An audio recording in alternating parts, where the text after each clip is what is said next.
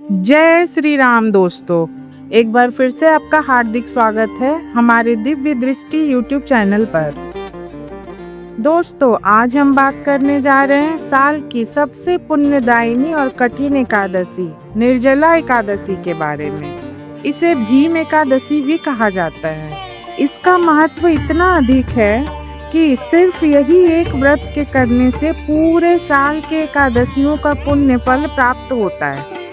तो आइए शुरू करते हैं इसकी संपूर्ण कथा, व्रत विधि और महात्म्य और पुराणों में दिए गए संदर्भों के साथ। दोस्तों, हिंदू धर्म में हर महीने 2 एकादशी की तिथियां आती हैं, लेकिन ज्येष्ठ मास की शुक्ल पक्ष की एकादशी को निर्जला एकादशी कहते हैं। दोस्तों, इस बार निर्जला एकादशी 6 जून को पड़ रही है। इसका नाम ही इसका स्वरूप दर्शाता है, निर और जला यानी बिना जल के। इस दिन व्रती को पूरे दिन और रात बिना जल ग्रहण किए उपवास करना होता है। पुराणों में कहा गया है कि जो व्यक्ति निर्जला एकादशी का व्रत करता है वह सहस्त्र एकादशी व्रतों के बराबर पुण्य अर्जित करता है। दोस्तों, ब्रह्म वैवर्त पुराण और स्कंद पुराण में भी इसकी महिमा वर्णित है। इस व्रत से पापों का नाश होता है, समस्त तीर्थों का फल प्राप्त होता है और अंत में विष्णु लोक की प्राप्ति होती है। अब आइए जानते हैं इस व्रत से जुड़ी एक बहुत ही प्रेरणादायक कथा, जो भीमसेन यानी महाभारत के पांडवों में से एक से जुड़ी है। एक बार भीमसेन ने महर्षि वेदव्यास जी से कहा, गुरुदेव, मैं अपने भाइयों की तरह एकादशी का व्रत नहीं कर पाता।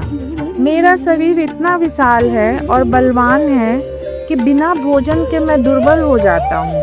कृपया मुझे ऐसा उपाय बताएं जिससे मैं पुण्य कमा सकूं। तब वेदव्यास जी ने कहा, हे भीम, यदि तुम पूरे वर्ष की सभी एकादशियों का पुण्य अर्जित करना चाहते हो तो वर्ष में केवल एक बार ज्येष्ठ मास की शुक्ल पक्ष की एकादशी को बिना जल ग्रहण किए उपवास करो।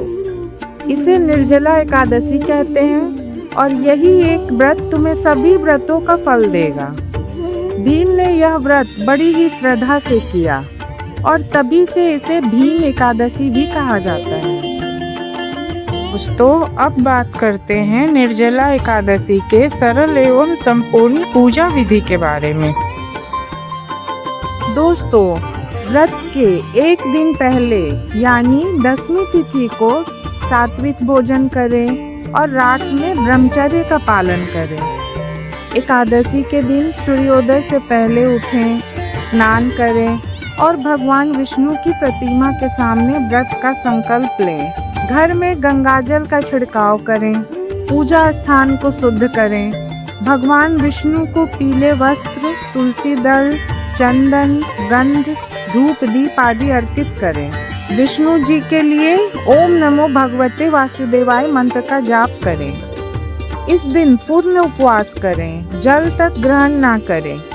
दिन भर भगवान की भक्ति में लीन रहें, व्रत की कथा सुनें, सत्संग करें और द्वादशी के दिन ब्राह्मण भोजन कराकर दान दक्षिणा देकर व्रत का पारण करें। दोस्तों, इस व्रत को करने से सभी पाप नष्ट होते हैं, चाहे वे जानबूझकर किए गए हों या अनजाने में।